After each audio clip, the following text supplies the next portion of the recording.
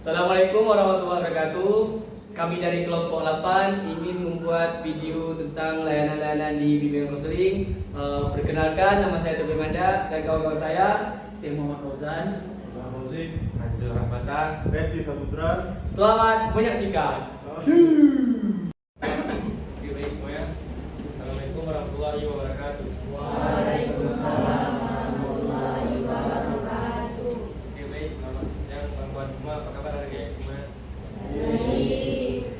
Baik, sebelumnya saya mau terima kasih kepada kalian semua sudah meluangkan waktu kalian untuk mau berhadir ke ruangan. Baik, sebelum kita lanjut, langkah baiknya kegiatan kita ini dimulai dengan memperkenalkan kegiatan kita berjalan dengan lancar. Perkenalan dimulai.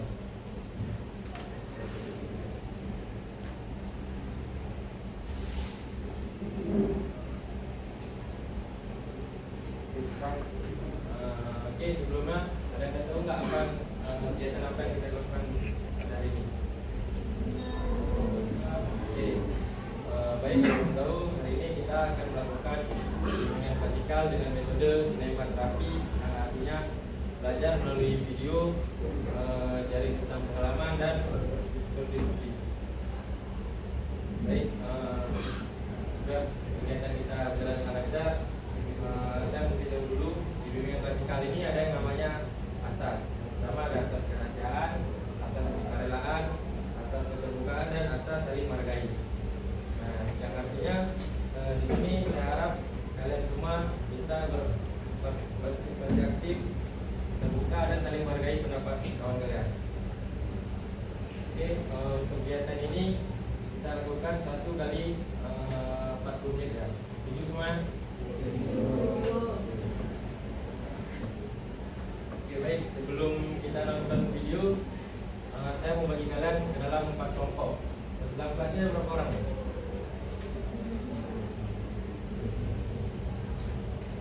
Dibagi 4 kelompok. Ada yang kelompoknya 1 kelompok 5 orang, ada yang 6 orang.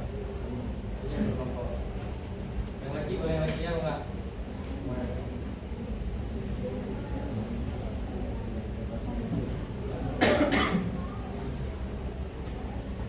Kemudian kelompok-kelompoknya apa? Buat 4 kelompok. Berapa orang ya? 5. Yang apa? 5 enggak? 6.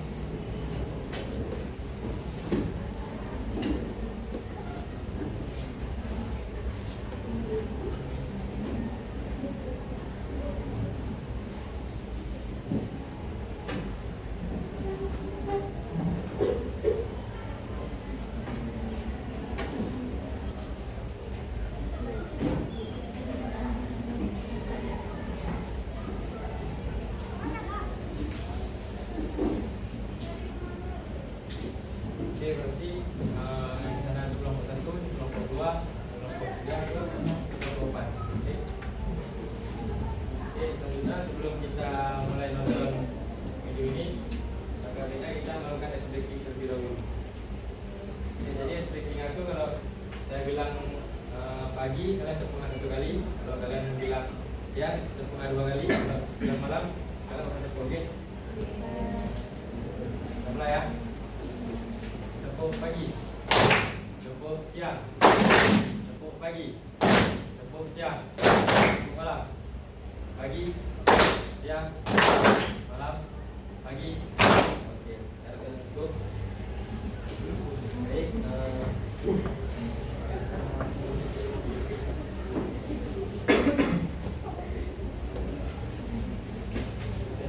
Baik, sebelum video ini nanti setelah nonton saya akan suruh satu kelompok itu mempresentasikan hasil dari video ini. Satu orang ya, perwakilan setiap kelompok. Poin yang perlu kalian lihat itu yang pertama, satu hal apa yang paling mengena atau yang paling terkesan buat diri kalian dari video ini. Yang kedua, langkah kecil apa yang bisa kalian lakukan untuk minggu ke depan lebih minggu ini lebih masa depan kalian.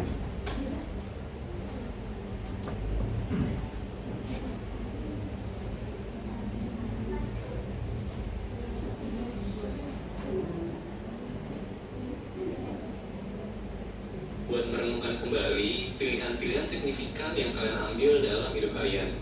Misalnya nih, waktu pilih jurusan kuliah atau pilih mau berkarir di bidang apa. Sedikit banyak kalian pasti sadar kan bahwa pilihan-pilihan itu yang mengambil peran penting dalam hidup kalian sampai ke titik ini. Andai dulu milih jurusan yang lain pas kuliah, apakah bakal sama aja hidup lo? Gue rasa sih enggak ya. Begitu juga soal pilihan bidang karir. Nah, pertanyaan besar gue adalah, apa sih motivasi kalian pilih hal-hal tersebut? Apakah betul motivasi itu datang dari diri sendiri? Atau jangan-jangan karena keadaan atau karena ikutin kata orang aja gitu? Orang ini bisa macam-macam ya, bisa orang tua, bisa teman, bisa tetangga gitu kan. Dan buat kalian yang pilihan besarnya bukan karena motivasi sendiri, kalian merasa puas gak sih sama hidup kalian sekarang? Atau ya rasa ada yang kurang aja gitu dalam hidup? Tapi kalau ditanya apa yang kurang, ya nggak tahu juga apa jawabannya. Kalau iya, tenang aja. Kalian ada di video yang tepat. Simak video sampai habis, dan gue janji pandangan lo soal hidup nih kalau berubah.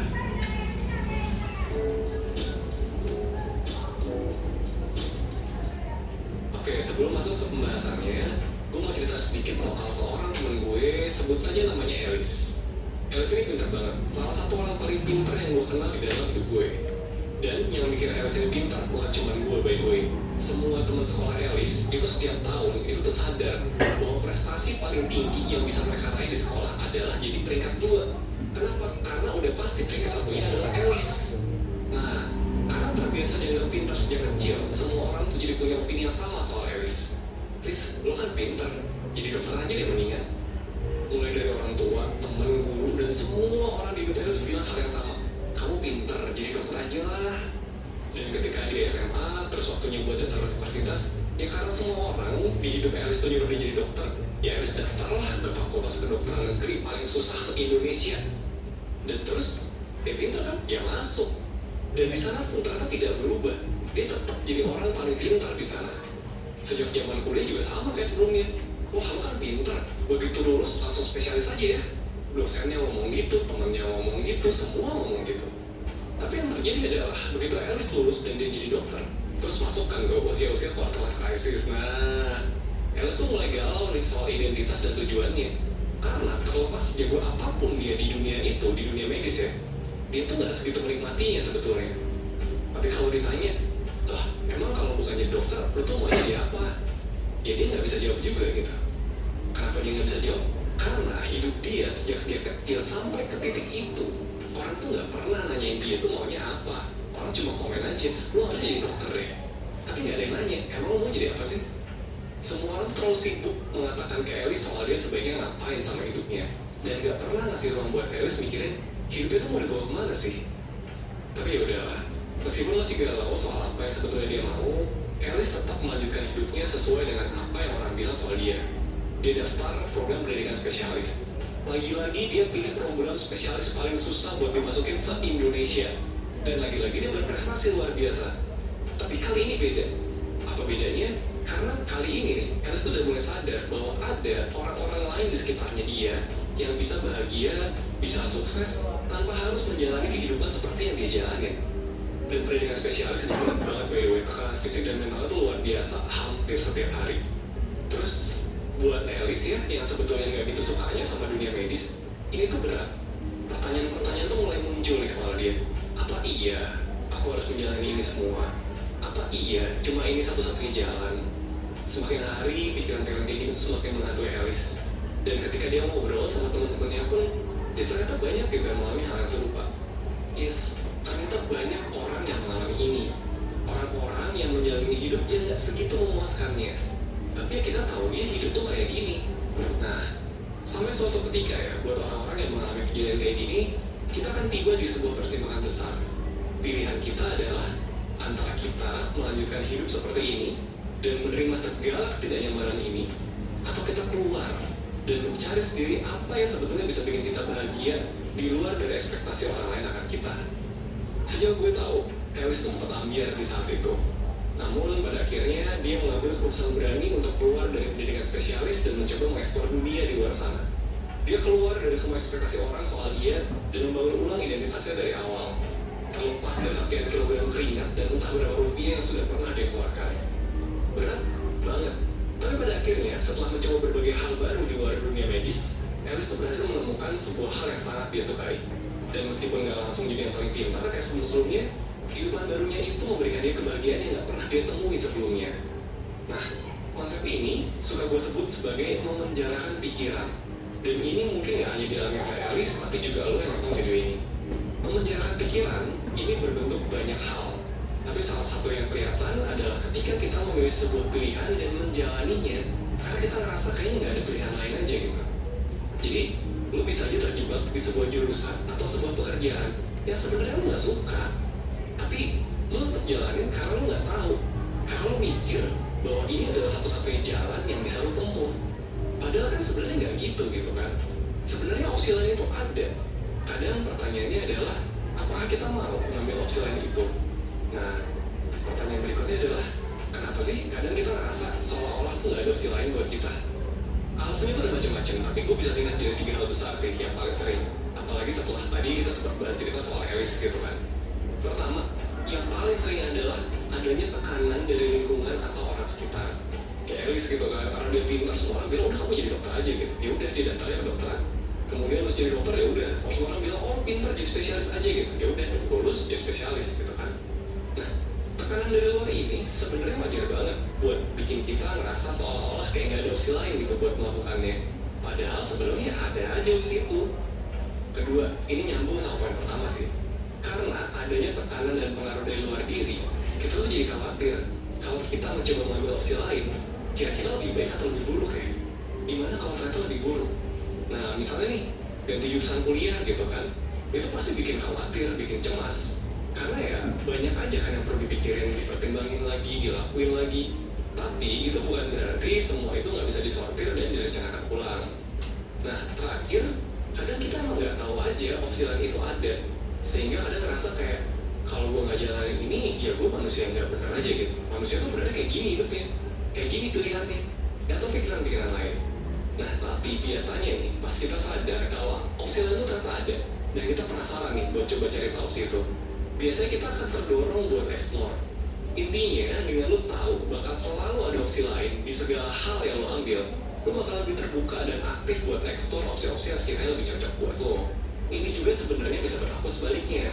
Karena lo terbuka dan aktif eksplorasi, lo bakal paham dan sadar bahwa opsi lain itu akan selalu ada. Nah, pertanyaan besarnya, opsi lainnya cocok sama lo atau enggak? Ya kan? Nah, pertanyaan besar sih sebenarnya, karena jawabannya itu udah ada, yaitu kenali dulu gitu kan, lu tuh maunya apa, sukanya apa. Paling penting adalah punya tujuan hidup dulu gitu. Kenapa balik lagi soal tujuan hidup? Karena kalau opsi itu baik atau enggak buat kita, yang tahu kan cuma diri kita sendiri. Kita juga hanya bakal jalanin itu kalau kita ambil. Tahu dari mana coba sebuah opsi itu baik atau buruk? Lu baru bisa bandingin 2 opsi kalau lu tahu tujuan lu tuh apa. Tinggal dilihat kan mana yang lebih fit sama tujuan lo. Nah, kalau sampai sini lo jadi makin bingung sama apa yang lo mau, siapa diri lo, dan apa yang jadi tujuan diri lo, it's okay. It's okay, serius, gak apa-apa banget. Mungkin udah waktunya buat lo ikutan layanan 1% yang ngebahas secara mendetail soal pertanyaan-pertanyaan kayak gitu. Lo tuh siapa? Tujuan lo sebetulnya apa? Harus ngapain sih habis ini? Nah, hari Sabtu nanti tanggal 22 Mei 2021, 1% bakal ngadain webinar dengan judul Langkah Perencanaan Hidup untuk Masa Depan. Webinar ini bakal mengupas tuntas soal cara mengenali diri lo lebih mendalam, dari diri lo siapa sampai memetakan apa yang lo mau di hidup lo. Kalau udah tahu, lo juga bakal diajarin soal gimana caranya nyusun tujuan hidup lo langkah demi langkah. Webinar ini bakal diisi sama Evan, CEO dan founder 1%, dan Nadia, mentor 1%. Gue sangat merekomendasikan lo buat ikutan webinarnya. Karena gue yakin materi yang disampaikan bakal bisa langsung lo aplikasikan buat menjawab pertanyaan soal mengenali diri dan tujuan hidup lo. Selain materi, lo juga bakal dapet psikotes lengkap, worksheet buat ngebantu lo menyelesaikan masalah, dan sesi ngobrol sama pembicara dan mentor lewat Telegram selama 3 hari berturut-turut. Nah, kalau emang udah tertarik, coba deh klik link yang ada di deskripsi video, dan jangan lupa buat masukin kode promo di layar biar dapat diskon spesial. Nah, gitu ya. Sebenarnya apapun yang kita lakukan dan jalanin hidup ini, gue yakin selalu ada opsi lain. Kita udah jadi manusia bebas kok. Jadi kalau bisa kurang-kurangin lah menjarain pikiran kita sendiri gitu. Explore aja hal yang ada. Gue yakin itu bisa banget membantu lo buat berkembang. Ya udah, sekian dulu dari gue Rizky dari 1%. Bye.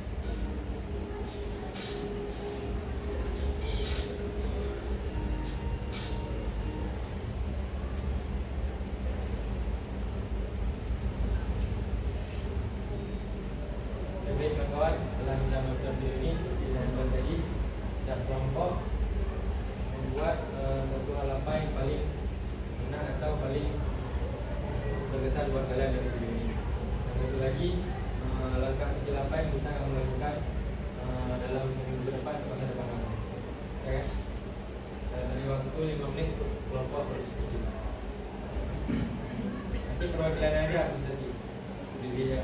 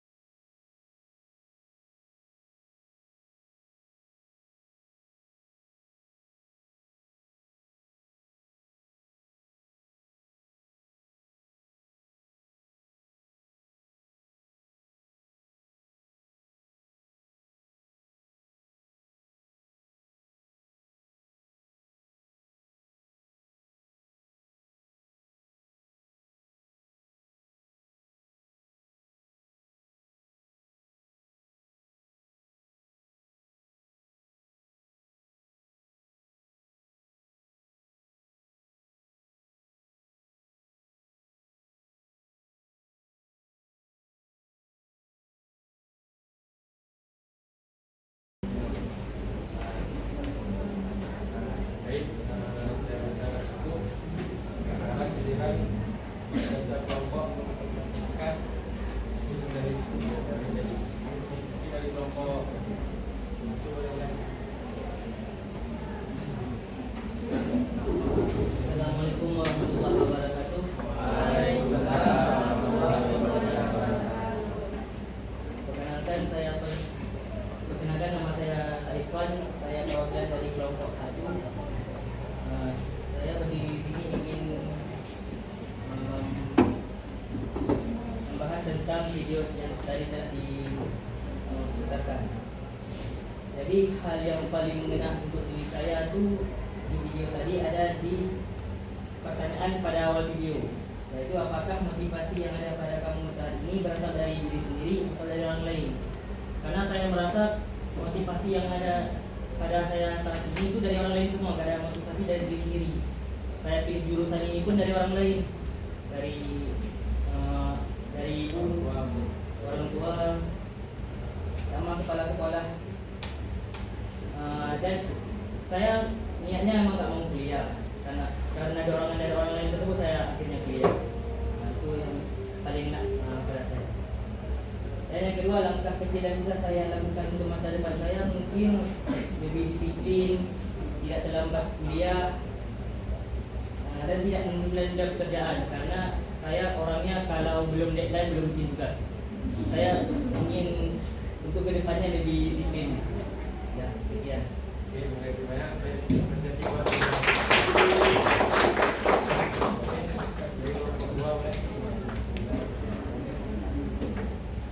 Assalamualaikum warahmatullahi wabarakatuh. Waalaikumsalam warahmatullahi wabarakatuh. Baik, perkenalkan saya Sinta Sajara, perwakilan dari Kelompok 2. Jadi di sini saya akan menyampaikan hal yang paling berkesan dari video tersebut. Jadi menurut saya nih, hal yang paling berkesan dari video tersebut adalah si tokoh elit ini berani untuk keluar dari zona nyaman, walaupun dia sempat terjebak di dalam perkataan orang lain, mengikuti perkataan orang lain dengan masuk ke kedokteran karena dia terus-terusan dibilang oleh orang pintar, harus pintar, kamu masuk kedokteran aja. Nah, tapi pada akhirnya walaupun Elis sudah menjalani hal tersebut, walaupun dia tidak menikmati proses-prosesnya, tapi dia berani untuk keluar dari zona nyaman dan berani mengeksplor. Nah, kemudian yang kedua itu langkah kecil apa yang akan kalian lakukan? Jadi langkah kecil yang akan kami lakukan ke depannya yaitu lebih memahami diri sendiri lagi dan lebih berani untuk mengeksplor, karena pada dasarnya teman-teman kita tidak bisa menutup mulut orang lain, tapi kita bisa menutup dengan kita sendiri. Jadi cobalah untuk menjalankan pikiran. Sekian, terima kasih.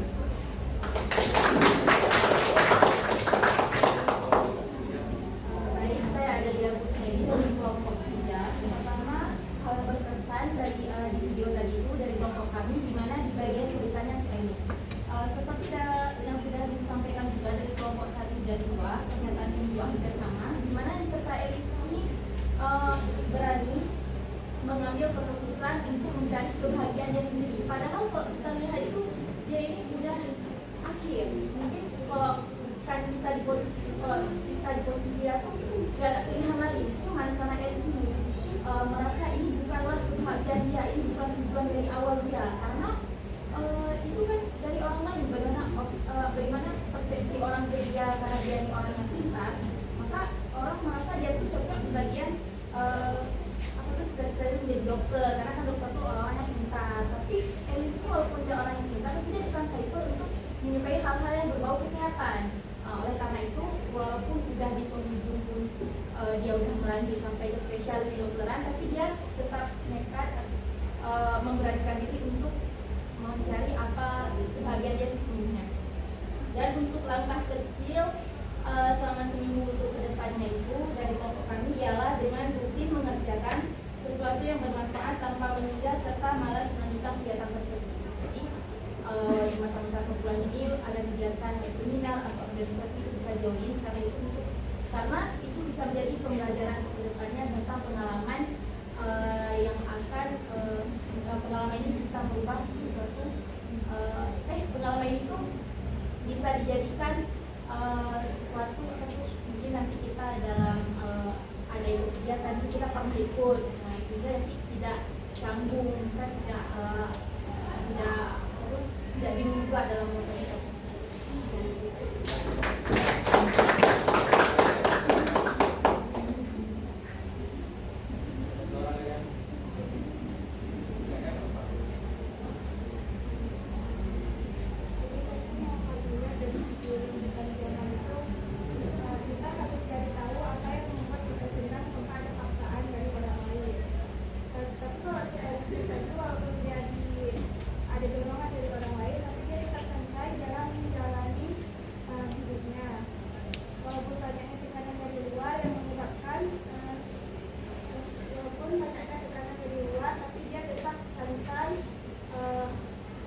dalam memilih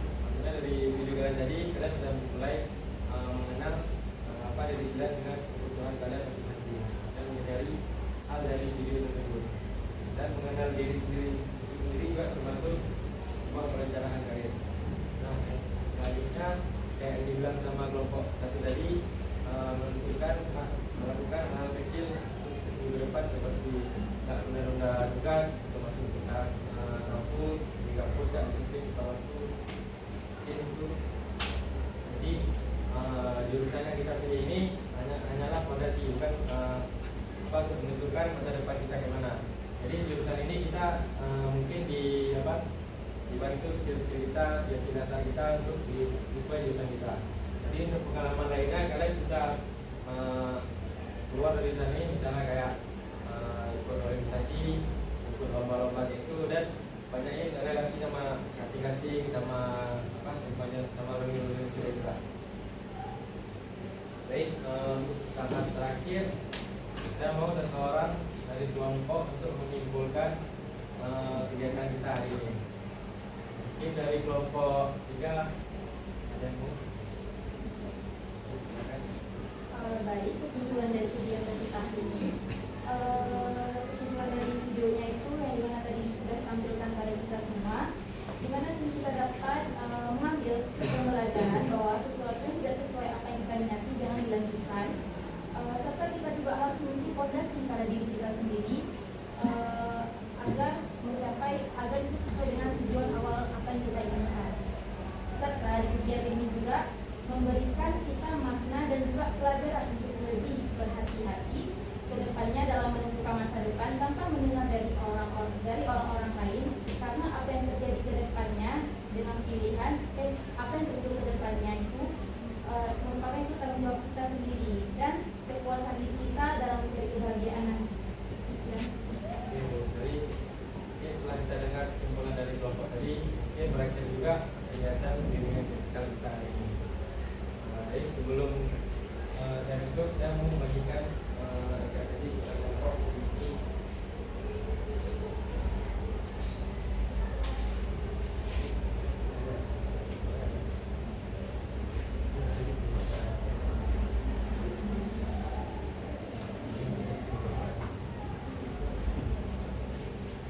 Mungkin 3 menit cukup waktu untuk mengisi agenda ini.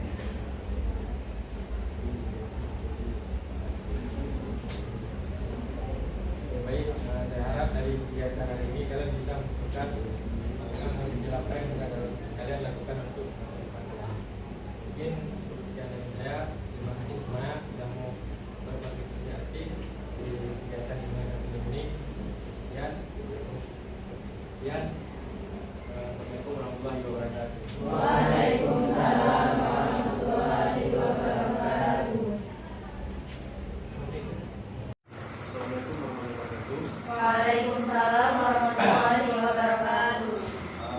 Makasih sudah hadir di kelompok kita siang ini. Sehat semua? Sehat. Apakah belum kenal sama kalian juga belum kenal sama abang. Harusnya bang awal-awal akan apa posisi dari yang tim kedua disini sebagai PK atau pemimpin kelompok pada kelompok kelas yang ini. Abang kalau boleh kenal dari sebelah sini dulu, nanti kita ke sampai sini berikan nama, jurusan sama yang mungkin hobi juga boleh lebih dengar lagi. Oke. Perkenalkan, saya Sada Tifa dari jurusan Bimbingan Presiden dari 2025. Hobi mungkin membaca. Oh, sorry. Hobi semacam cita-cita, karena kita di sini, wah, tidak itu. Hobi dan cita-cita ya. Cita apa? Kita mungkin yang enggak kesepian dulu.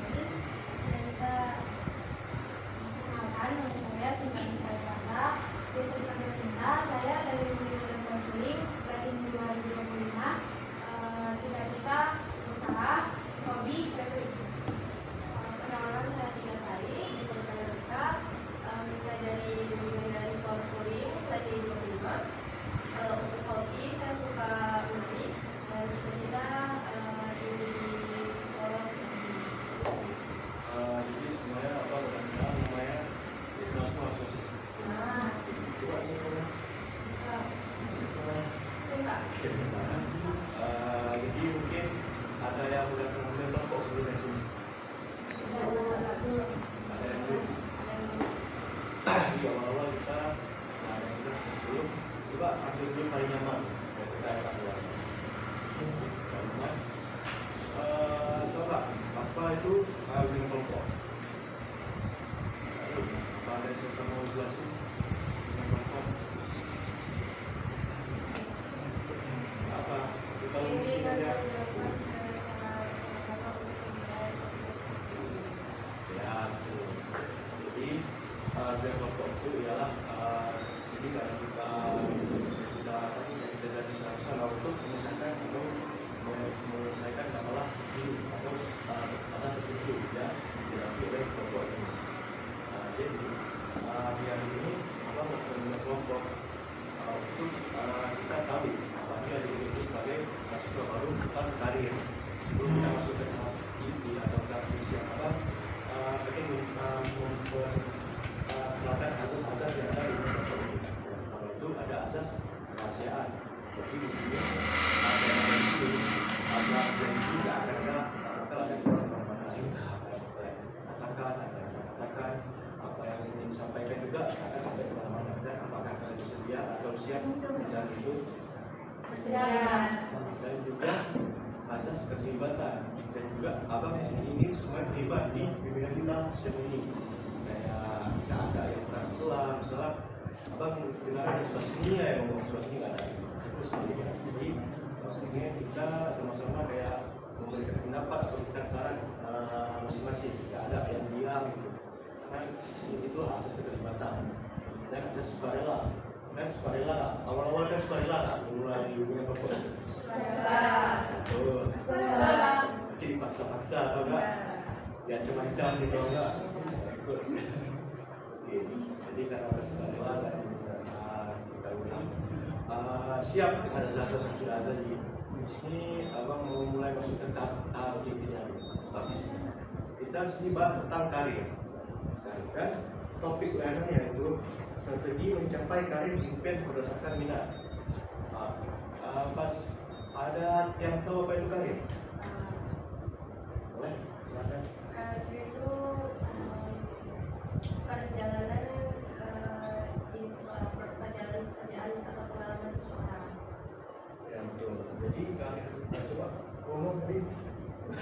Nggak apa. Ada yang mau diletus, nyeloteh, nggak apa. Kita kan sama belajar di sini. kurang lebih sama juga sih kerjaannya, pekerjaan pertemanan Ya. Makanya abang tadi di awal-awal selain abang PLB, abang juga ada cita-cita. Nggak salah juga, kan pun masih mahasiswa baru yang mungkin salah. Mungkin udah terus berapa nih? Satu masih kan? Mungkin nanti di semester 2 kan udah mikir, oh salah jurusan nih. Walaupun sekarang pun udah mikir salah jurusan nih. Karena biasanya kalian itu kan jatuhnya juga ada SMA. Nah, SMA tuh biar dia tahu dan juga SMA ini kemana, apakah dia mau lanjut kuliah atau dia mau ngambil kayak kuliah dasar ataupun apa gitu, ataupun mau langsung kerja ya, mau langsung magang atau apa gitu. Maka itu karena masih mahasiswa dan target itu maksudnya emang seorang atau sekelompok maba semua. Jadi emang kayak juga digital. Mungkin ada yang kayak tadi siapa? Namanya kalau Nasa. Abang dengerin tidak apoteker kan belok kan dari mereka, tapi nggak apa-apa. Mungkin kayak nanti yang kita akan jalani bakal tahu gimana cara menjalani atau menyesuaikan karir kita itu sesuai dengan impian dan minat kita. Dan nggak perlu abang lama-lama, mungkin kan juga udah tahu gimana itu cara apa itu karir intinya. Dan abang juga ingin bertanya lagi lah, apa ada yang salah jurusan di sini atau merasa salah jurusan atau ada salah pilihan? Kalau ada boleh cerita lagi apa? Tidak ada alasannya atau memang disuruh sama orang tua atau apapun, nggak apa-apa, terbuka aja di sini. Atau ini memang jurusan yang nggak dia mau, yang terpaksa atau apa gitu. Apa nggak awalnya juga? kalau soal jurusan sih enggak, cuman kan kayak ada cerita apoteker. Awalnya tuh emang niatnya tuh farmasi. Di SNBP itu sempat ambil farmasi 1 dan farmasi 2. Terus ternyata harus di dua-duanya. Terus lagi di SNBP karena pas sudah lihat di data USK ternyata farmasi itu masuk top 1 dan BK itu top 3-nya ada sendiri. Jadi kayak udah nggak butuh lagi deh di farmasi, nggak berani juga dan kayak karena dimulai juga dadakan cuma sekedar butuh online. Jadi mutusin buat ambil BK. Nanti setelah jalan ini kayaknya secara perlahan mulai nerima gitu. Jadi kayak nggak terlalu fokus lagi ke farmasi. Mungkin ada yang sama kayak si Alisa, ataupun ada yang beda ceritanya. Atau emang mau di BK semua? Iya, mau di BK semua. Ya, mungkin memang semua itu harus jalaninya dulu. Nanti dapat paling lima yang gimana jalannya, lampu terangnya dapat lah yang mana. Abang soalnya dulu itu juga. Terus kita ngomong karir dengan minat kita misalnya di sebelah kayak misalnya tentang kayak kesehatan, tapi karirnya itu di Beko sendiri. Itu mungkin di sini bakal kita di apa nih di layanan bakal kita berikan ini mungkin dapat gimana pencerahannya. Oke, jadi di sini ada namanya itu psikodrama itu jadi kita main peran dan situ kita bakal tahu memainkan masalah atau yang dialami oleh seorang peran tersebut atau sebagai peran utamanya. Jadi kita melihat dan bermain peran dan menyelesaikan masalah, melihat bagaimana pesan-pesan yang diambil dari naskah yang dari luar atau peran yang sudah dimainkan tadi. Jadi di sini ada 5 tokoh ya 5 tokoh. Jadi boleh bagikan skrip dan mulai untuk membagi-bagi tokoh untuk kita memainkan psikodrama ini. Oke, apa mulai ya?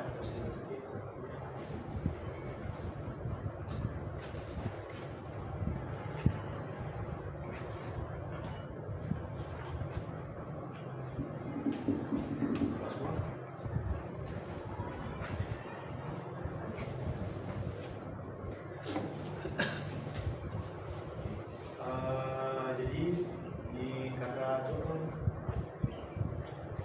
di sini kan ada 5 peran, jadi boleh 5 orang memilih peran yang sudah tersedia, 1 orang sebagai narator dan 2 orang ini sebagai observer. Observer sebagai yang bakal melihat dan memberikan kesimpulan atau refleksi di ujungnya nanti tentang peran yang dimainkan ataupun pesan-pesan moral yang akan diambil di psikodrama yang sudah dimainkan. Dan narator seperti namanya, narator bakal memberikan narasi-narasi di awal sebelum latar belakang sebelum memulainya dialog gitu. Oke. Jadi boleh dibagi-bagi masing-masing peran-perannya. Kalau udah selesai, sesuai waktu mungkin 5 menit lah untuk memikir peran ataupun baca-baca sedikit sebelum memulai dialog. Boleh sebut namanya. Oke, boleh.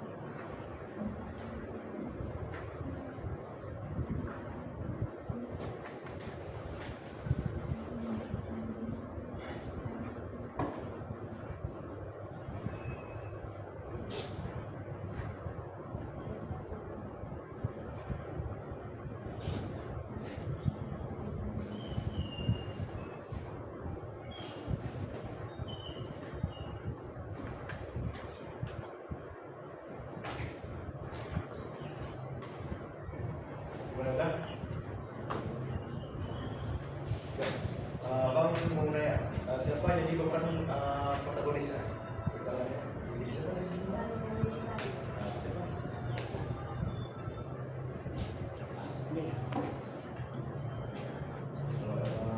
Sudah siap semua, boleh kita mulai. Ataupun masih ingin memikir perannya, boleh. Akan sudah semenit lagi ini.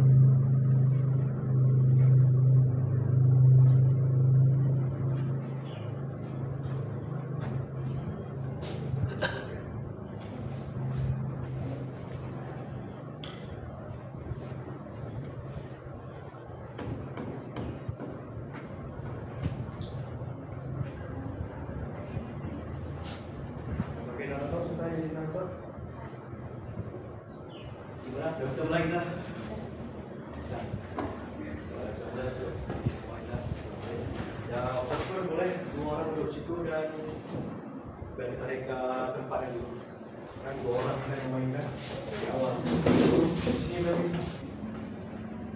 Yang dudukkan dari sini dulu, kita tambah dulu.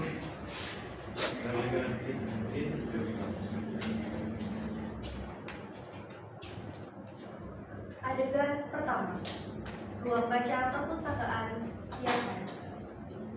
Sari menatap buku teori konseling di depannya dengan pandangan kosong. Berbagai model intervensi terasa membingungkan. Dita yang sedang membaca di sebelahnya menyadari kegelisahan sahabatnya itu. Sam, tadi aku perhatiin kamu balik ke yang sama. Lagi ada apa? Bukan mau diskusi tentang apa? Dari itu, jadi aku susah kenal sebenarnya. Tapi sekarang aku yakin kamu di mana? Di sekolah, masalah keluarga, aku merasa belum Oh, krisis identitas profesi. Kamu tuh sebenarnya paling tertarik atau punya bakat di bidang apa sih? Apakah bekerja dengan anak-anak, remaja, atau di bidang korporat? Aku suka sekali di bidang remaja. Tapi aku kadang-kadang sudah punya gambaran juga sebenarnya aku masih kuliah. Wah, bagus itu. Coba kamu eksplor lebih dalam tentang career counseling atau youth development. Aku baru aja baca nih, ada LSM yang fokus pada mentorship untuk remaja. Itu bisa jadi jalur karir yang cocok buatmu. Coba deh ikut seminar online atau baca jurnal tentang konseling karir untuk Gen Z. Itu benar-benar kamu aku apa aku mampu? Gak ada konselor yang langsung jago saran. Yang penting kita tuh mau mulai. Aku kasih tahu jadwal webinar gratis tentang masa depan profesi konselor di luar sekolah. Yuk kita ikutin bareng. Adegan 2. Kosannya Clara malam hari. Sari berkunjung ke kosan kakak tingkatnya, Clara, yang sudah berpengalaman sebagai konselor. Mereka duduk sambil berbincang.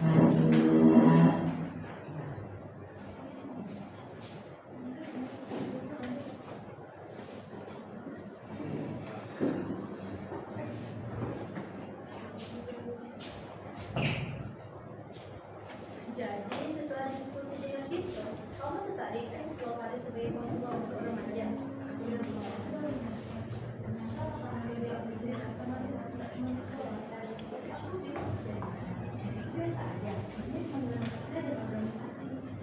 Nah, itu masalah klasik. Dunia profesional butuh bukti kompetensi, bukan hanya IPK. Kamu harus bangun profesional identitas sejak ini. Salah besar. Profesional identity artinya kamu bisa menunjukkan pada dunia konselor seperti apa dirimu. Strateginya, kamu harus aktif cari pengalaman lapangan. Coba magang di LSM yang menangani remaja atau ikut program volunteer untuk bimbingan belajar anak marginal. CV yang isinya pengalaman real dan relevan jauh lebih disukai. Tapi itu kan beda dengan teori di kampus adalah fondasimu. Sekarang waktunya membangun rumahnya. Mulai dari observasi, wawancara narasumber deskripsi, atau buat proyek kecil-kecilan seperti modul psikoedukasi untuk remaja. Itu bisa menjadi portofoliomu. Ingat, jangan hanya jadi mahasiswa BK, namun jadilah konselor muda yang berdaya. Adegan 3. Ruang dosen pagi hari. Sari memberanikan diri untuk konsultasi dengan dosen pembimbing akademiknya, Wijaya, mengenai kebingungan dan rencana karirnya.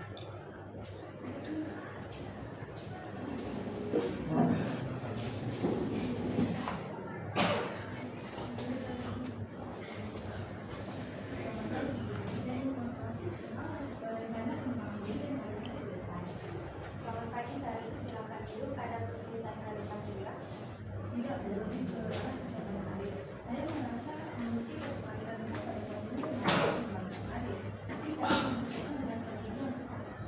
Itu pertanyaan yang sangat bagus dan reflektif. Artinya, kamu sudah melangkah lebih jauh dari sekedar lulus. Kamu sudah punya gambaran strateginya. Saya berencana mencari magang atau proyek kreatif di LSM yang fokus pada remaja semester depan. Saya juga sedang mencoba menyusun modul kelompok webinar untuk meningkatkan tim remaja. Perencanaanmu sangat sistematis. Ibu apresiasi inisiatif. Untuk memperkaya persiapanmu, saya sarankan kamu mengambil mata kuliah pendidikan konseling karir dan intervensi krisis remaja. Selain itu, saya punya jaringan dengan beberapa mitra LSM kampus. Ibu bisa rekomendasikan kamu untuk magang jika proposal modulmu sudah siap. Benar kan? Terima kasih banyak. Bukan ibu sangat ngerti untuk saya. Adegan 4. Sekre LSM lagi remaja siang hari 4 bulan kemudian. Sari yang kini tampak lebih percaya diri dengan mengembalikan tabletnya dan portofolionya baru saja menyelesaikan presentasi.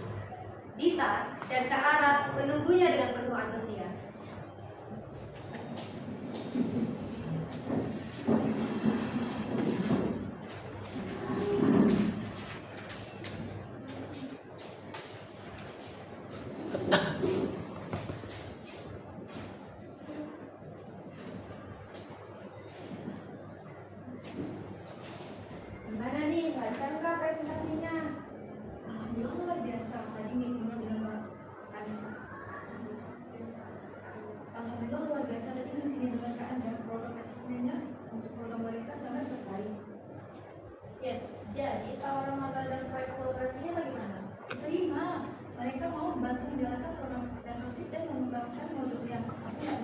strategi untuk mengangkat Indonesia lalu aktif membangun portfolio dan jaringan bisa melakukan sejauh ini. Sebenarnya selamat ya. Kami satu besar yang punya ilmu yang sebar dan analisisnya bagi kembali. Terima kasih banyak Pak. Ini seperti kemudian membangun kajian dan perencanaan sangat berat. Nah, lihat kan, yang awalnya cuma di perpustakaan sekarang udah menjadi konselor muda pelanir raja. Iya, semuanya berawal dari ide. Keberanian untuk bertanya pada diri sendiri. Aku ingin menjadi konselor seperti apa? Mereka seperti ini menunjukkannya. Aku sadar menjadi konselor bukan masuk. Tahu semua jawaban, tapi harus belajar dan berani terus pelayanan sendiri. Sari tersenyum, merasakan sebuah keyakinan baru. Dari seorang mahasiswa yang ragu di perpustakaan, kini ia telah menemukan arah dan tujuan untuk menjadi konselor.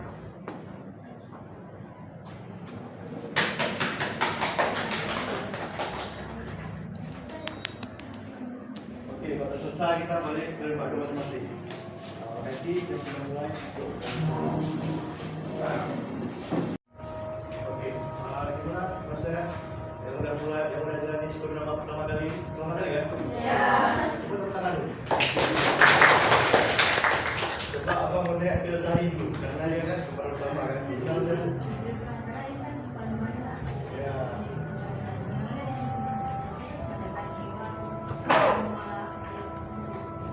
Jadi kan ada sekali terasa jadi masuk dalam perannya, kan? Tahu perasaannya gitu kan. Apa nih? Yang abang mau tanya dulu pertama dari observer dulu orang. Coba siapa diberikan pesan-pesannya ataupun performanya atau bagaimana kenapa ini tadi melakukan sebuah drama ya. Coba boleh dari Sinta dulu. Oke, baik. Jadi dari drama tadi untuk segi ekspresi wajah, kemudian mimik wajah, intonasi itu udah bagus. Ekspresi sih belum kita. Nah, kemudian mungkin karena ini pertama kali dan ada filmnya juga, kalau seandainya kita udah hafal teksnya itu akan jadi lebih bagus lagi. Untuk semuanya udah bagus.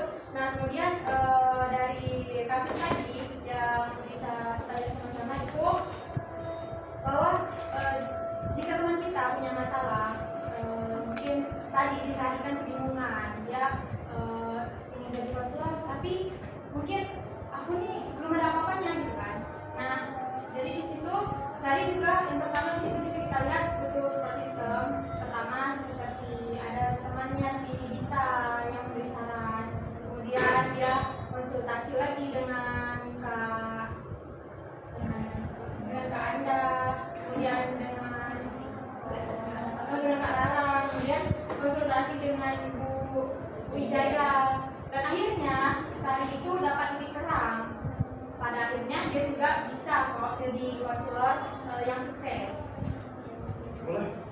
Untuk penampilannya, sebenarnya untuk komentarnya sama karena memang dari intonasi dan ekspresinya juga sangat sesuai dengan pemerannya.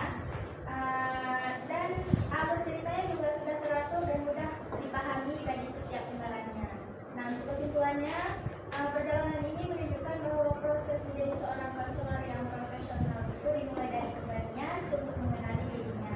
Nah, pesan moralnya itu, proses mengenal diri adalah langkah awal menuju masa depan yang cerah. Jadi dari abang sendiri, ini kan dan yang sudah abang buat dalam mengatakan sedemikian untuk karir seorang mahasiswa muda dan konseling. Tapi di sini nggak jadi patokan juga bahwa ini harus untuk dengan konselingnya. Tapi bisa juga ke daerah yang lain. Kita lihat tadi dari awal si Sari ini, jadi kan mahasiswa yang ragu-ragu. Dan nggak jelas ke depan kemana. Padahal dia ada semester 6, tapi dia masih nggak tahu ke depan ini mau jadi gimana. Jadi secara dia udah ke sini ngomong sama kawannya gimana dan cukup dia sampai ke sini kan juga 4 bulan setelahnya. Bagi abang tuh kalau 4 bulan tuh untuk waktu kita belajar, untuk kita waktu kayak refleksi diri sendiri gimana kita ke depan, itu waktu yang lumayan lama. Karena kita harus tahu, harus ngerti materi kita dulu, gimana kita akan memilih karir ke depannya. Dan karir itu sangat banyak pilihannya. Kita bisa pilih takut kita yang sesuai minatnya, tapi nggak sesuai dengan bisa kita kerja. Oke, kerja nanti nggak sesuai dengan passion kita. Coba misalnya misal kalian kerja nggak sesuai passion itu benar saya? Apa aja dia jadi itu? Apa gimana? Ya, kayak itulah. Kayak nggak niat dulu kita kerja kan kayak nggak semangat mau kayak buat nggak mau tapi nggak buat juga harus mau nggak mau gitu kan. Jadi yang bisa abang memberikan apa nih saran dulu, abang berikan refleksi dulu bagi abang sendiri. Karena abang juga awalnya seorang yang nggak mau kuliah awalnya. Abang ini kok buat dari cerita abang tadi abang awalnya nggak mau kuliah ya bang. Tapi setelah kenal orang tua dan nggak mau nganggur. Karena kayak ada nganggur sama. Jadi abang ambil kuliah berani diri. Awal-awal abang udah sampai kayak mau pulang kampung lah, nggak mau kuliah di Males. Terus tapi sampai review sekarang sampai udah hampir mau tamat. Sudah umur segini lah. Dan jauh lah dari awal-awal kayak gitu pikiran sampai sekarang udah sampai kayak gini. Dan jadi untuk kalian yang masih baru mungkin masih banyak juga harus kalian pertimbangkan untuk depannya nanti. Dan dari cerita hari ini kalian bisa ikutin atau bisa ambil kesimpulannya. Coba yang selain observer, abang pengen dengar lah kesan-kesannya dari sekolah yang udah diperhatikan. Ada? Nggak ada? Jadi kan dengan kejadian sisa ini kita bisa tahu walaupun ada orang yang mungkin udah sejauh itu dia jalani tapi ada yang mungkin masih ragu-ragu di passionnya itu. Tapi sisa hari ini nggak langsung nyerah, dia dengan saran dari sahabatnya ini kalau bimbingan ke arah atau dan siapa yang membantunya, jadi dia bisa lebih dapat pencerahan dan dia jadi bisa nemuin titik terang dari hal yang dia ragui sebelumnya. Jadi dia nggak yang merasa oh dia masih berkah ini jadi sia-sia walaupun dia senang dia nggak tahu arah mana, tapi setelah dia mengikuti kesenjangan itu dia jadi tahu arahnya kemana dan dia bisa jadi pasar. Ya, itu udah kayak hampir semua yang dari apa nih sekolah namanya udah dijelaskan oleh Alisa. Jadi kayak kesimpulannya itu semua udah kayak dijelaskan sama Alisa. Ya kayak harus dapat keterangan dan itu buat berubah dari mahasiswa yang males-males yang kok bahasa kita itu pura-pura ya pura-pura pura-pura tuh ya habis itu pura-pura dan transisi itu dari mahasiswa buku tuh sampai ke mahasiswa yang rajin yang tahu ke depannya apa itu susah. Di sini 4 bulan, mungkin ya kita kalau misalnya kita lebih cepat membuka hikmahnya, mungkin bakal lebih cepat, mungkin bisa. Tapi juga bagaimana support system lingkungan. Jadi bukan dari diri kita juga, memang hampir semua itu dari diri kita sendiri untuk berubah. Tapi gimana juga support system ini mengaruhi keinginan kita untuk pengen berubah. Oke, dari Purnama Siswa kali ini, akan ada lembar observasi siswa nih. Jadi di sini soalnya cuma 6. Karena jadi abang kira bakal 6 orang gimana? Saya tenang, tapi apa? 1 orang mungkin bisa dua tangan yang di sini. Betul kan? Jadi di sini kan ya. Nanti isi di sini nama, FPM, tanggal, tema, dan ada skor kan? 4, 3, 2, 1. Jadi pas ada baik. 3 baik, 2 cukup baik, dan 1 kurang baik. Di sini ada nama siswa, namanya dari mainnya. Bisa siapa namanya?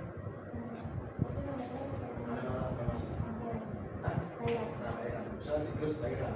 Dan pertemuan diberikan kayaan ini berapa? Maka dia 4 sampai ke 3. Ngerti kan? Ini pembagian dua dalam misi ya.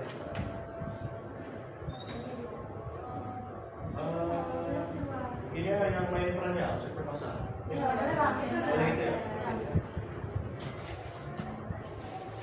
Itu kan udah ngejaz orang kan, dari orang yang ngejaz masing-masing orang dan nggak kalian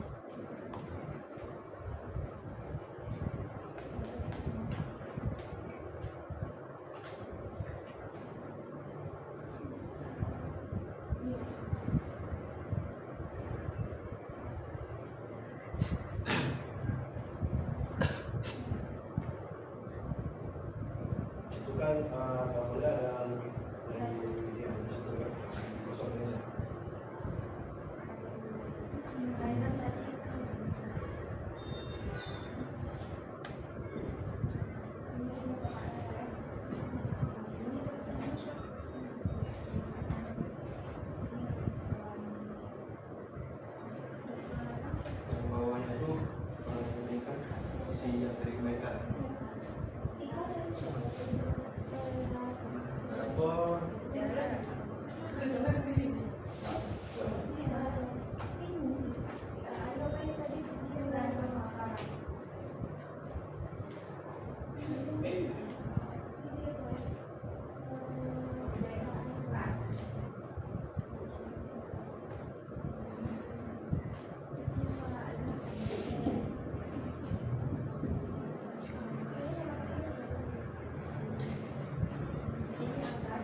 Ya, Pak. Bukan orang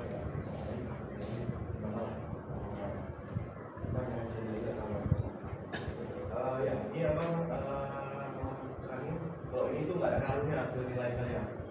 Jadi cuma buat kita hubungannya aja.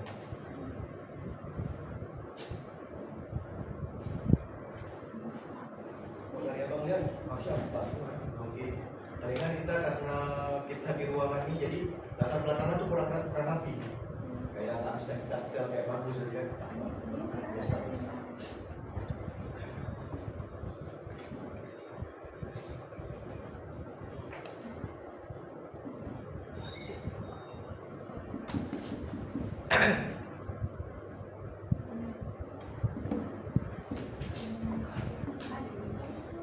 Siap, kalian ngumpul. Siap.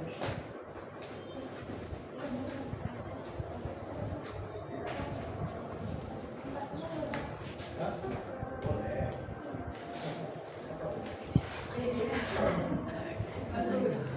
Jadi buat Pak semua boleh.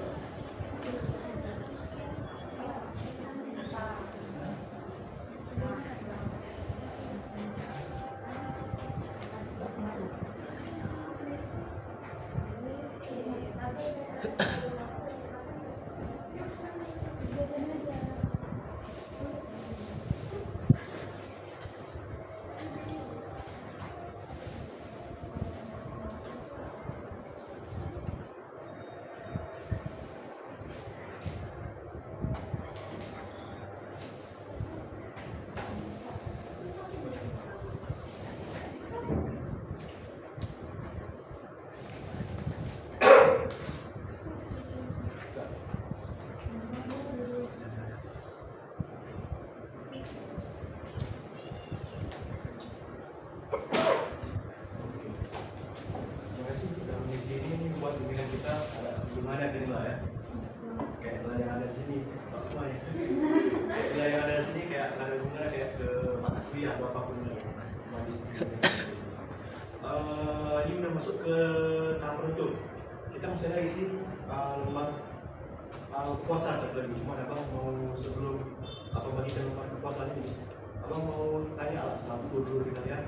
Ada nggak dari kalian yang sudah berubah pikiran sudah mengikuti punya kelompok tadi ini?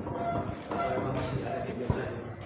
Pandangan terhadap ke depan. Ada bang, setelah ikut pembimbingan ini jadi lebih ini ya, mungkin kalau melihat dari cerita saya tadi kan dia udah hampir skripsi, baru dia memikirkan caranya mungkin untuk kami yang maba mungkin bisa dari awal cicil pelan-pelan untuk bangun rasa percaya diri, untuk bangun, untuk cari tahu ini arahnya mau kemana, sehingga nanti nggak terlalu meraba-raba gitu kan. Apalagi kayak tadi mungkin alhamdulillah Sari punya support system, ya kan? Karena kan kita tetap manusia pada akhirnya nggak bisa berharap sama siapa-siapa, dia akan sendiri kan. Nah, jadi untuk persiapan mental, yang paling susah persiapan mental lah ketika nanti membangun karier, karena kita nggak tahu gimana berkarya. Jadi bimbingan hari ini tuh cukup membuka pikiran untuk kayak udah stop malas-malasannya, udah bisa mulai nyari tujuannya, udah juga udah transisi kan dari SMA ke kuliah, jadi udah bisa mulai buang sifat-sifat dari SMA, malas-malasannya ya, sama memperkuat relasi karena kayak tadi kan Sari ada temannya alhamdulillah gitu kan. Kayak tadi pun kan di dalam ke LSM dulu, tahu ada itu LSM. LSM itu kayak lembaga pekerjaan.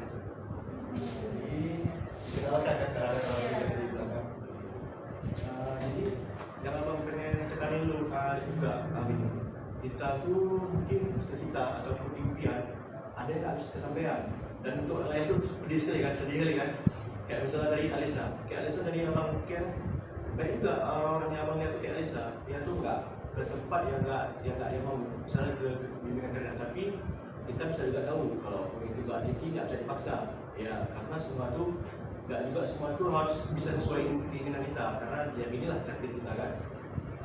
Jadi sebelum akhir ini karena udah ada memberikan kesimpulan refleksi, ada lagi yang ingin memberikan refleksi? Ada mungkin. Di sini ada lembar proposal ini. Tadi kan kalian sudah kawan sendiri kan, nah ini terhadap abang. Jadi di sini lembar kepuasan konsil terhadap pelayanan dari kelompok ibu misalnya ini. Penerimaan guru bimbingan dan konsil atau konsil terhadap anggota kelompok. Jadi bagaimana penerimaan abang terhadap kalian dan juga hubungan itu disediakan apakah sangat memuaskan atau tidak. Kalian bisa berikan tanda centang di kolom ini, sangat memuaskan, kurang memuaskan. Oke, kemudian ada di sini ada enam juga. Oke. Boleh. Kenapa nggak tahu nih? Karena di Sinta kan enam kan? Ya, enam. Ya.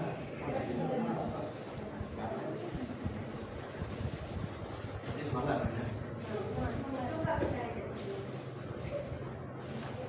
Kira-kira apa?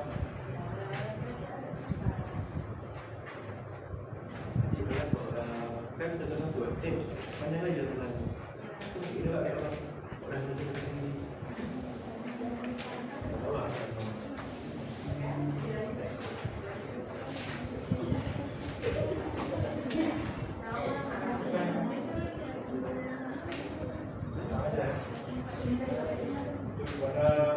apa nih pesan-pesan kepada Bapak sebagai tamu sesuatu dari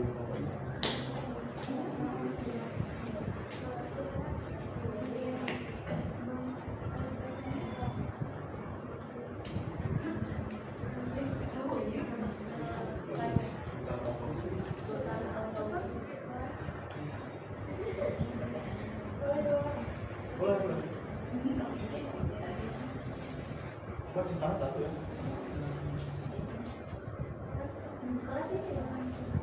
Isi. Oh, kelas itu ranking aja. Itu soalnya buat sekolah, buat mahasiswa. Karena kami apa nih harusnya ke sekolah. SD SMA cuma apa? Apa ambil perguruan tinggi. BPR gitu semua.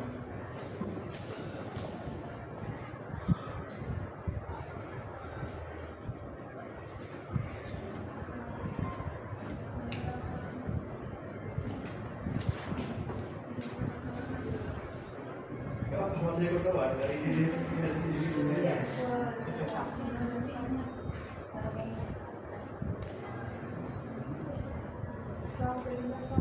usah, ya bang ini banyak.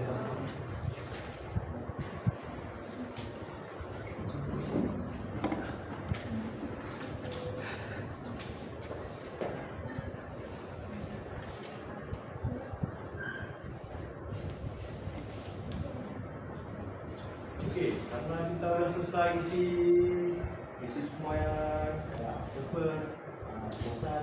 Jadi ini udah masuk ke tahap penutup. Abang terima kasih banyak kepada kalian sudah hadir di kelompok ini.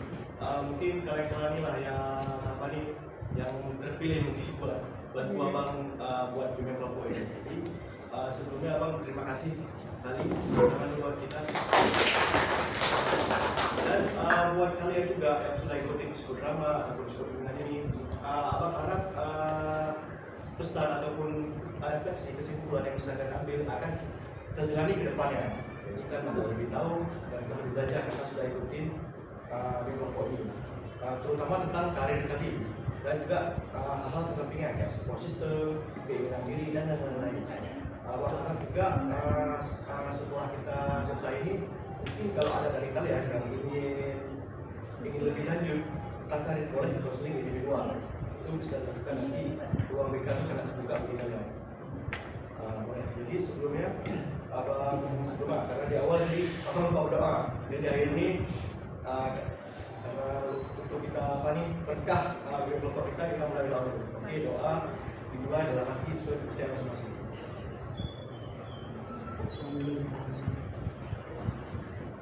Doa selesai. Baik, Abang terima kasih sekali lagi ya udah mau hadir di hari ini. Baik, ini jadi pesan Abang, semoga kedepannya Abang manfaat, apa yang diambil dan terjalani apa yang diambil, enggak cuma diambil pulang besok lupa apa yang sudah didapat di bimbingan kelompok ini. Sekian, terima kasih dari Abang. Maaf kalau ada salah kata karena Abang juga masih belajar. Ini mungkin bimbingan kelompok Abang sebagai koslok 3 atau 4 kali lah, jadi masih awal. Maaf kalau ada salah kata dan juga misalnya kurang paham kalian, boleh ditanyakan lagi nanti setelah ini. Karena kita udah di tahap akhir. Karena keseluruhannya juga waktunya cuma sampai sekarang, nggak bisa lama-lama. Oke, terima kasih sekali lagi. Terima kasih ya.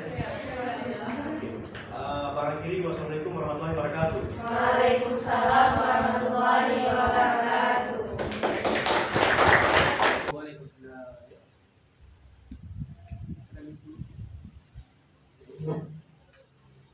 Gimana kabarnya nih? Jadi sebelumnya kita perkenalkan dulu. Namanya siapa? Muhammad Kadri. Kadir atau Kadri. Jadi perkenalkan. Waalaikumsalam warahmatullahi wabarakatuh. Sebelumnya di sini abang ingin ada di pokok ya. Dan sebelumnya kita menunjukkan kami. Kalau itu abang perkenalan dulu ya. Nama abang Tengah Fauzan. Abang tinggalnya di. Nah, jadi kami alhamdulillah sudah membuat video layanan bimbingan konseling. Nah, di sini kami akan merefleksi bersama, dimulai dengan bimbingan kelompok. Oke, jadi saya sendiri, Saudara Fauzi, sudah melakukan bimbingan kelompok untuk anak perguruan tinggi, khususnya Letting 25 Bimbingan Muslim, yang langsung di bawah himpunan atau prodi.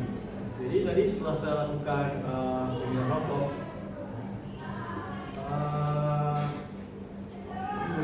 keunggulan layanan berikan. Saya berikan bimbingan kelompok dengan teknik sinkron nama. Jadi keunggulannya itu mungkin di bimbingan kelompok ini lebih mendekati satu sama lain dan lebih aktif untuk saling berbagi pendapat dan saling berbagi masukan. Dan juga untuk saya lihat tadi saat melakukan bimbingan anak-anak ini, anak Letting 25 ini ataupun anak maba ini sangat antusias mengikutinya, aktif dan seperti paham tentang apa yang diberikannya.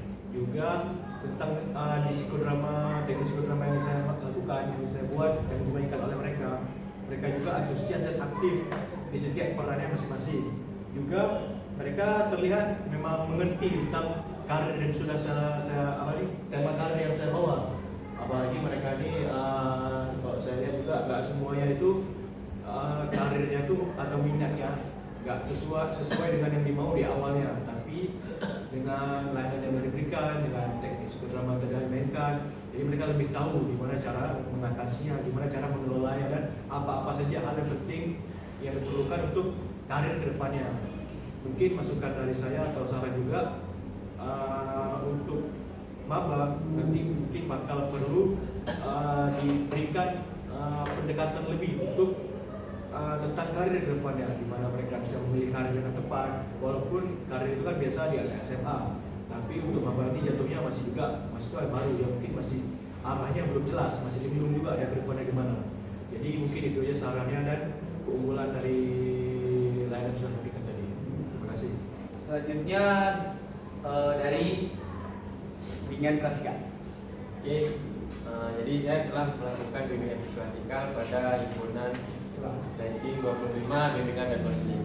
Jadi layanan bimbingan klasikal yang telah saya lakukan menunjukkan bahwa kegiatan saya berjalan cukup efektif dalam membantu siswa memahami materi yang saya berikan.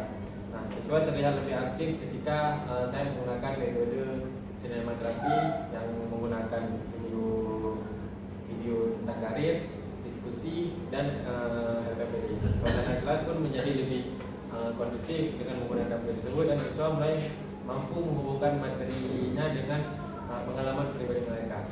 Mungkin kalau saran dari saya untuk layanan bimbingan klasikal, guru BK mungkin lebih efektif efisien menggunakan metode-metode yang variasi seperti dengan video layanan, karena siswa lebih tertarik dan tidak mudah bosan dengan video layanan.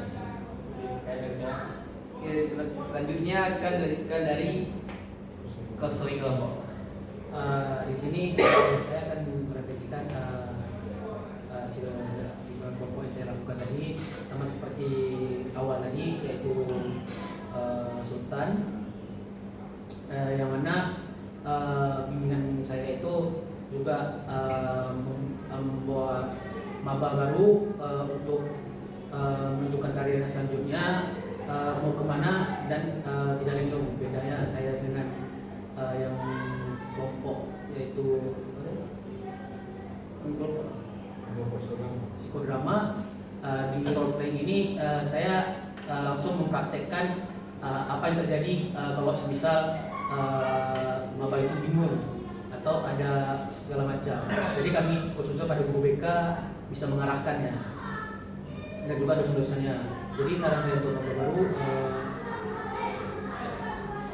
pilihlah karir yang karir. Baik. Selanjutnya saya akan merefleksikan tentang layanan konseling individual. Jadi saya sudah melakukan konseling individual untuk anak letim 25 yang berinisial GB. Nah, di situ saya melakukan atau menggunakan teknik SFPT, yaitu dengan pendekatan scaling sama breaker question. Alhamdulillah, dari pertama konseling itu nggak tahu atau masih bingung tentang karir dia, dengan melakukan layanan tersebut dia sudah ada arahnya. Sekian mungkin masukan dari saya untuk konselornya. Lebih banyak lagi untuk pertanyaan-pertanyaan, jangan terlalu kaku lah untuk konselingnya. Oke, sekian, terima kasih.